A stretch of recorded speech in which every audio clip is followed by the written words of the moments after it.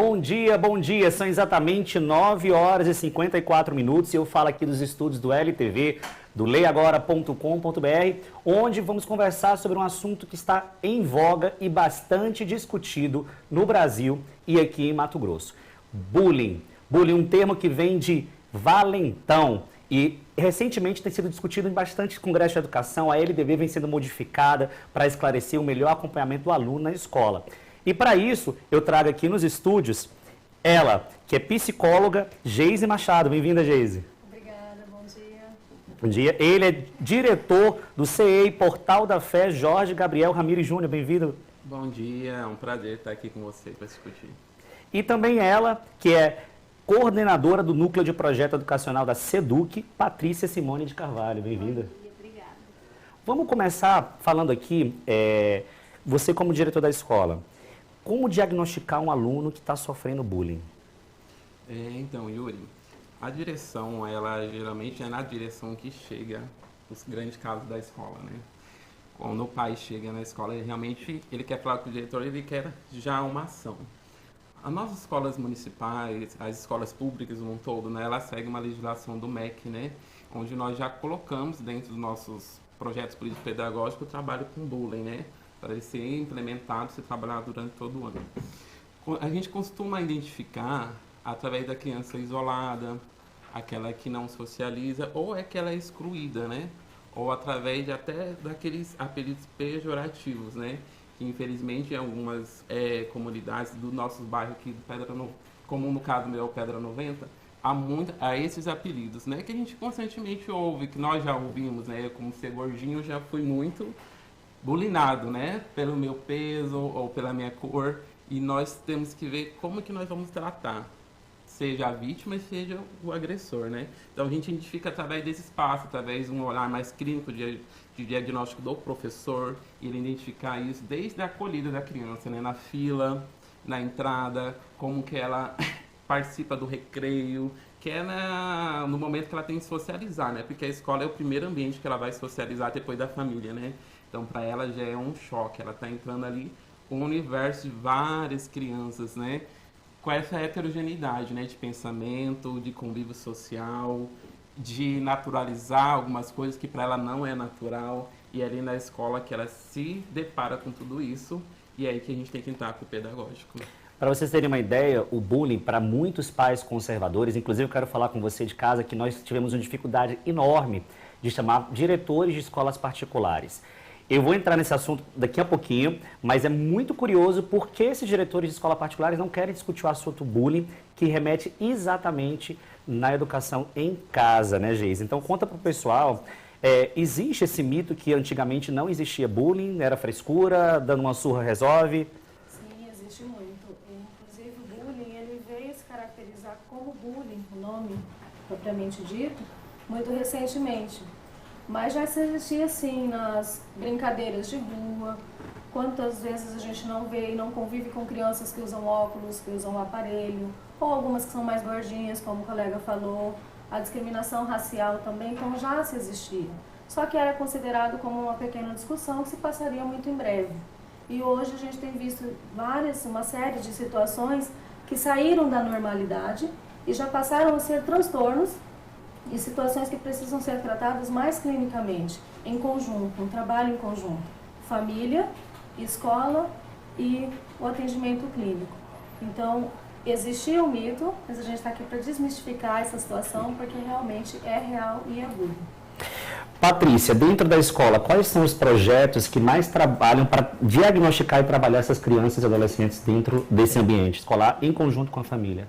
Nós temos os projetos educacionais e os projetos estratégicos, né? Dentro dos projetos estratégicos, nós temos o projeto Anjos da Escola e o projeto Mediação Escolar, que é uma parceria com o Ministério Público e o Tribunal de Justiça. Né? Nesse sentido, os projetos eles têm uma ação pedagógica de prevenir mesmo a ação final, que é a violência final lá na frente. Eu falei agora no início da entrevista, o que você acha dessas escolas particulares não quererem participar de um debate sobre o tema bullying? A gente tem uma dificuldade muito grande, né, de organizar e normatizar as instituições privadas, né? Então, cada instituição, mesmo as públicas, elas têm uma certa autonomia de ação dentro da unidade, né? Dentro do seu corpo físico. E as particulares têm uma autonomia, e essa autonomia parece que ela tem mais força ainda do que as públicas. Eu percebi, pessoal, que quando você entra num assunto que é dentro de casa, com a educação dentro de casa, que ela tem que ser parceria com a escola, a diretoria ou os representantes do privado ficam com um pouco de medo. Por quê? Porque a instituição vai jogar para a educação em conjunto. E aí você vai cutucar um pouco os pais que estão em casa, que às vezes distorcem, desfazem os projetos dentro da escola, né, Gabriel? Com certeza. Eu identifico isso, essa dificuldade, Yuri, de um gestor de uma unidade privada discutir até pelo próprio relacionamento que a gente tem. A escola pública, ela tenta trazer a família para dentro da escola, né? Como um parceiro. Como a gente viu, é um convívio social. Então, todas essas problemáticas que a gente está identificando na comunidade, ela perpassa dentro da escola. E a escola pública sozinha, ela não consegue fazer. Então, ela tenta trazer a família, trazer o conselho tutelar, trazer o profissional para trabalhar em conjunto, para a gente identificar o problema, a gente refletir sobre esse problema, para a gente superar. A gente tem muitas pesquisas que falam de como essa reflexão, esse embate do problema, né? Você estudar o que é o bullying, que um xingamento afeta o seu colega, você colocar no lugar do outro. Quando você se coloca no lugar do outro, tem essa empatia, então automaticamente você vai ver se eu gosto daquele apelido ou não, ou se eu gosto de tratar meu colega daquela maneira ou não. As pesquisas, ela fala que quando a gente enfrenta esses problemas, a gente tem um índice de melhoria de 40%. Então, esse é o primeiro passo, né? Então, assim, eu como até um diretor, até eu quero falar assim publicamente, até para meus colegas da privada, eles saberem que eles não estão sozinhos, né? Que eles têm que ir para a luta, têm que refletir sobre esse assunto, tem que conversar na escola, tem que conversar com a família, com o aluno, que assim a gente não vai ver lá, mas a gente vai para o enfrentamento. Geise, o pai diagnosticou que o filho está estranho, está isolado.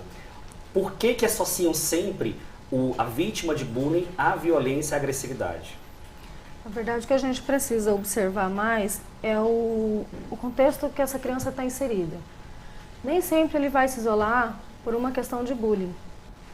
E não totalmente esse bullying começa na escola. Pode estar ocorrendo bullying dentro de casa. Quando esse pai chama o filho de magrelo, quando esse pai chama o filho de relaxado, quando esse pai muitas vezes não dá atenção para essa criança, quando ele solicita uma atividade escolar, leva uma tarefa para casa, não tem paciência de fazer. E aí nesse contexto ele compreende que o filho é um retardado, no sentido da palavra, e a gente escuta muitas crianças trazerem isso para consultório. Você é burro. Você não consegue fazer nada. Essa criança ela já começa a ficar desestimulada. E com essa falta de estímulo familiar, ele vai se isolar, ele vai ficar mais quieto no canto dele, mas não totalmente. Esse bullying começou na escola, já veio de dentro de casa. O reflexo sim vai ser no escolar, porque o rendimento dele vai ser menor, ele já não vai ter mais a atenção que ele tinha, e ele já não vai ter aquele reforço familiar para dar continuidade. O isolamento, como você me perguntou, como identificar o que fazer, né, quando essa criança está totalmente isolada. Não é só o isolamento que é uma característica, existe também a agressividade. Qualquer mudança de comportamento dessa criança pode caracterizar um sofrimento de bullying. E aí ela vai exteriorizar isso de imediato na escola? De imediato na escola. Se esse bullying estiver ocorrendo já de casa, estoura na escola. E se ocorrer na escola, automaticamente ele vai levar isso para os outros ambientes em que ele convive. Isso é um reflexo muito grande, porque nas últimas pesquisas, Brasília, Belo Horizonte e Curitiba lideram o quadro entre a 5ª e 6ª série, né, de vítimas de bullying.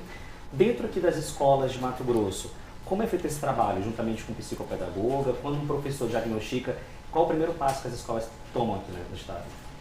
O diretor, juntamente com a equipe pedagógica da unidade escolar, né, busca parceria com algumas universidades para tentar solucionar o problema. Mas o problema, a gente tenta, né, dentro da unidade escolar, fazer o acolhimento da situação e repassar para os órgãos competentes, porque a escola ela ainda tem uma certa caminhos a seguir, né, as ações a serem desenvolvidas. É fácil a aceitação dos pais quando sabem que o filho está sofrendo bullying? Como funciona isso, Gabriela, dentro da escola? Porque eu vejo, gente, que às vezes o próprio pai não aceita, né, que a criança está sofrendo bullying, de repente fica mais nervoso e potencializa esse bullying. Quando vocês da instituição educacional chamam o pai, conversa e fala que a criança, o filho dele está sofrendo bullying, geralmente qual a primeira reação deles? Quem é o aluno que sofre o bullying, a família geralmente ela vem mais na escola do que aquele que faz a prática do bullying, né? Quando ela chega na direção, ela já chega cobrando uma atitude, né? Meu filho está sofrendo bullying, qual que a iniciativa que estão tomando, ou muitas vezes alguns pais já querem ter tomar satisfação, né? E aí já é o primeiro passo que a gente fala, pai, uma criança, por exemplo, de 5 anos, o senhor vai chegar até ela e falar, ela não vai se sentir constrangida, né? Aí a gente traz para nós, porque a gente já teve caso, Yuri, e o pai, em vez de vir falar com a direção, já vim direto tomar satisfação com o aluno. E aí a gente entende o porquê que está ocorrendo esse bullying, né? Que ele já está invertendo valores, tanto do caso de quem está sofrendo bullying, como quem está fazendo. E aí quando a gente conversa, a gente faz esse primeiro contato de contextualizar, né? Por quê? Querer entender por que a criança está sofrendo bullying, como que ela é em casa, e a gente dá esse reflexo como que ela está aqui na escola, né, para compreender se é natural dela ou não. E quem é o aluno que pratica esse bullying, geralmente nas nossas conversas a gente identifica que ele está ou chamando a atenção, que é o momento que a gente traz a família para dentro da escola, olha, vamos conversar sobre o seu filho, né? Ou ele está sofrendo ou sofreu alguma agressão, ou até por medo ele quer replicar isso, né? Que a gente tem aqueles que não praticam bullying, mas eles repassam, né? Seja agora com o WhatsApp, né? Repassa o apelido, repassa a imagem. Esse que repassa também, a gente tem que conversar, a gente também tem que fazer o trabalho. Por que ele está repassando? Porque ele tem medo de ele ser a próxima vítima ou que ele quer passar adiante? Isso é muito sério, gente, porque às vezes se trabalha muito com a vítima, né? E a gente não trabalha, às vezes, com o opressor, né? Que gera toda a baixa autoestima, gera sentimento de inferioridade, que é o que potencializa a própria vítima a se revoltar contra esse sistema. Né? Recentemente em São Paulo houve um massacre terrível, outros já ocorreram no Brasil, fora do Brasil. Como que as instituições de ensino hoje trabalham, Patrícia, para prevenir a entrada de armas, o início de uma ação dessa violenta dentro da escola? Nós estamos trabalhando no sentido de orientar todas as unidades escolares em ficar atentos e observar qualquer movimento que não seja relacionado ao processo de ensino-aprendizagem e para comunicar aos órgãos competentes para fazer que esses órgãos possam fazer a investigação. Né? Mas é importante salientar que toda a rede, mesmo antes dessa questão de Suzana, ela já tinha um olhar diferenciado para essa situação de violência dentro das unidades escolares. Né? Porque, assim, percebemos esse aumento da violência muito acelerado, não sei se por conta dessa exposição às mídias sociais, que parece que tudo vai se replicando de maneira estrondosa, né? E principalmente na juventude. Não só questões de violência, a gente tem questões de suicídio. Os índices de suicídio entre os adolescentes ele está altíssimo, né? E nós, enquanto sociedade, nós ainda não estamos preparados para essa situação. Nós estamos, parece que, buscando uma solução, porque parece que os nossos jovens eles estão assim, uns 4, 5 passos à nossa frente, nesse sentido de multiplicar as situações. Né? E na parte da juventude, da adolescência, da criança, parece que todo sentimento, que às vezes é uma gota d'água, para eles é uma tempestade, e isso se multiplica muitas vezes. Isso é seríssimo, porque assim, a gente vê casos que perdem o controle. E os pais, hoje, a gente conversando com alguns pais, tem medo de levar os filhos à escola, porque não sabe o que vai acontecer, não sabe se eles voltam para casa. Eu vim do Rio de Janeiro, eu tenho vários amigos jornalistas, professores lá, falam, Yuri, o clima é tenso, porque as instituições não sabem como trabalhar isso. Aqui em Mato Grosso, gente, já houveram algumas ameaças em algumas escolas, aqui em Cáceres, se eu não me engano. E eu queria falar para você, pai que está em casa, observar melhor o seu filho, porque às vezes a escola faz projeto, conversa, os psicólogos tentam fazer um bom trabalho, só que saindo da porta da escola vai da estaca zero. Então o processo ele é em conjunto, né, Geise? Como que um pai pode ter essa interatividade maior com a escola, de saber os problemas, o conceito social, o conceito cultural da escola? Primeiro, Yuri, eu gostaria de esclarecer o que exatamente é o bullying. Até para um auxílio aos colegas que trabalham na educação, enquanto aos pais que vierem a procurá-los. O bullying, ele se caracteriza quando a agressão ela é contínua. Se existe uma única discussão entre os colegas de classe e esse filho chega em casa se queixando para o pai, isso é uma discussão pontual. Pode ser resolvido em conjunto com a escola e é interessante que a escola sempre tome esse conhecimento, converse, entenda as duas partes, mas não se caracteriza o bullying. Uma vez que aconteceu a primeira vez, aconteceu a segunda, tem sido frequente, isso sim é um bullying. Tem causado prejuízos tanto para a pessoa que foi agredida, quanto para os demais que convivem com aquela situação e acabam se sentindo acuados dentro da escola, isso é um bullying. Como fazer essa intervenção família e escola? Primeiro começa-se em casa. Nós, enquanto pais, nós temos que ter essa obrigação de orientar os nossos filhos do que é o certo, do que é o errado, mostrar sim o que está na mídia. Hoje em dia ainda existem muitos pais que escondem. O caso de Suzano, né? O menino ele já vinha dando sinais de que ele ia praticar aquele ato. E ele já vinha dando sinais de que ele também não estava bem emocionalmente. E isso foi ignorado. Então, pais, tomem cuidado com seus filhos, observem a mudança de comportamento, observem a agressividade. Uma criança que é muito tranquila, começou a apresentar agressividade verbal, física, sai chutando tudo, sai batendo porta, está mais isolado, tem tido algumas falinhas de desesperança mesmo, ou se autodestruindo, prestem atenção, fiquem atentos. Tem um assunto que a gente pode agora cruzar as nossas conversas, que é os jogos. Né? Os jogos, a baleia azul, jogos de videogame que estimulam a violência, que massacra, tem sangue. Como vocês, eu deixo bem livre agora o debate, como vocês tratam isso dentro da escola e como os pais observarem e dar um limite à criança nisso? Em consultório, eu lido muito com os pais em atendimento infantil. Eu acredito que psicoterapia infantil é impossível ser realizada somente com o paciente. Existem três vertentes, o sintoma que é da própria criança, o sintoma que os pais trazem segundo a visão deles e o sintoma que nós, enquanto profissionais, observamos dentro de consultório. Então, essa Momo, né, que é a mais recente, a boneca Momô, que assustou muito as crianças, que foi preciso fazer um trabalho totalmente lúdico dentro das escolas para desmistificar essa questão. Ela existe sim, as orientações que ela passa, se pegar uma criança desorientada, sem acompanhamento familiar, ela comete. De fato, nós tivemos um caso, né, se eu não estou enganada, em Várzea Grande, nós tivemos um caso sobre essa boneca Momo, que foi fatal. E eu vejo que há uma falta de acompanhamento do familiar. Hoje em dia, na correria dos pais, trabalho, academia, e aí tem uma série de filhos, enfim, muitos compromissos dentro de uma agenda, e o filho fica em segundo plano. E aí o filho quer uma atenção, o filho quer uma companhia, ele quer uma participação de algo dentro dessa agenda junto com os pais estão muito ocupados. Então toma aqui o celular, fica aí que eu vou fazer um almoço, fica aí que eu vou assistir o meu futebol, fica aí que eu estou trabalhando, quem trabalha em casa. E esses filhos ficam à mercê da tecnologia. Então o que essas crianças estão assistindo? Enquanto pai, se sabe o que está sendo visto nesse celular, o que está sendo jogado, qual é o estímulo que ele está recebendo desse meio tecnológico? Porque dali ele vai ser orientado para fazer na vida. Sai do virtual e vem para a vida pessoal.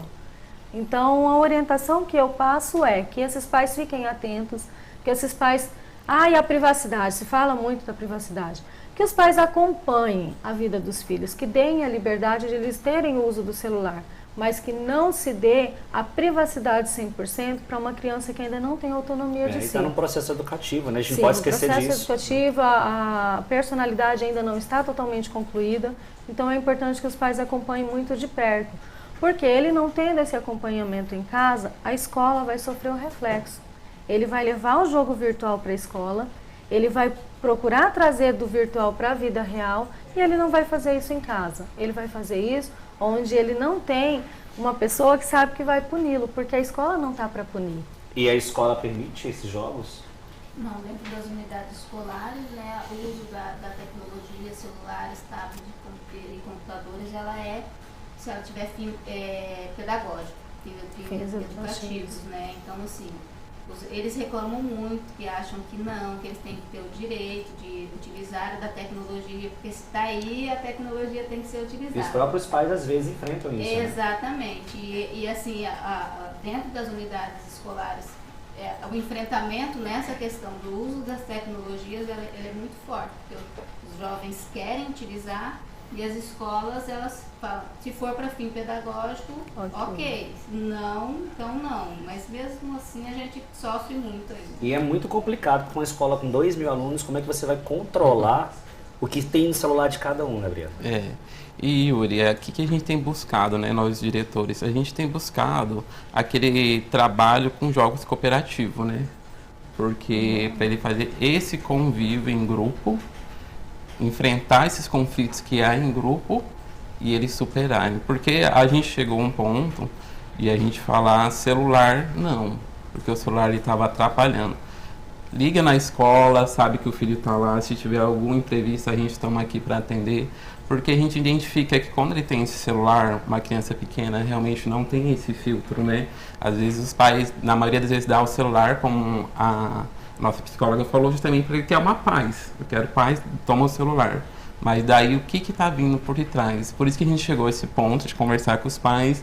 Celular aqui, a gente não deixa. Tem um número aqui da unidade, qualquer coisa, se a criança está com febre, a gente vai ligar. Mas o celular não. Não no sentido de ele não ter o acesso à tecnologia, mas a gente está querendo resgatar um pouco esses jogos cooperativos, aquelas brincadeiras que a gente via na rua, brincando de pet, que a gente deixou muito de lado e ficou à mercê de um celular, de um tablet, né? Dinâmicas grupais, né? Exatamente. E ficou isolado, a criança fica isolada na tecnologia e ela fica naquele mundo dos colegas virtuais. E a gente quer não. A gente quer o contato pessoal, né? Contato, a interação, né? A interação. Eu costumo dizer que não é rede social. Eu costumo dizer que é rede virtual. Porque a partir do momento que a gente não cria essa socialização corpo a corpo, tete a tete, a gente perde emoção, a gente perde interatividade, a gente perde o olhar, o olho no olho, o abraço, o toque. Então isso é muito importante que os pais fiquem atentos, porque a rede social ela veio para ajudar, para revolucionar? Veio. Tem muitos avanços, muitos, mas muitos insucessos também e muitas preocupações. Muitas das escolas. O nosso tempo já se esgotou na realidade. Queria agradecer a presença de todos vocês, que o LTV está de portas abertas. Espero que você de casa tenha se esclarecido um pouco mais sobre esse assunto bullying, que é muito sério e precisa ser muito discutido para que a gente consiga fazer um trabalho em conjunto de família, escola e comunidade. Muito obrigado.